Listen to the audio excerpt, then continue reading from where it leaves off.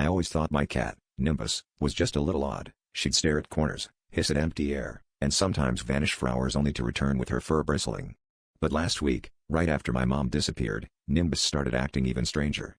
She sat by the front door all night, meowing in this low, throaty way that made my skin crawl. I kept telling myself it was just stress, that pets pick up on our emotions, but something about the way she watched me made me feel like she was waiting for something to happen. The third morning after Mom vanished, I found Nimbus sitting on the kitchen counter, staring at me with unblinking eyes. When I reached out to pet her, she recoiled and, in a voice that didn't belong in a cat's throat, rasped, "Come with me." I froze. The voice was unmistakably my mother's, hoarse, desperate, but hers. Nimbus leapt down and padded toward the basement door, pausing to look back at me with that same intense gaze. My hands shook as I followed, partly because I was terrified, partly because I needed answers. Nimbus led me down into the basement, her tail flicking anxiously. The air grew colder with each step.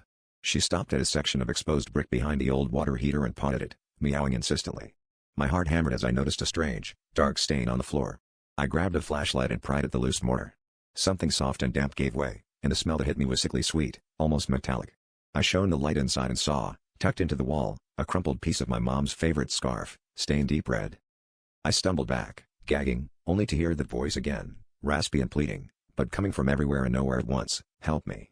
Nimbus arched her back, fur standing on end, and suddenly she wasn't just a cat anymore. Her shadow stretched and twisted, filling the basement with impossible shapes. I barely made it up the stairs before the door slammed shut behind me.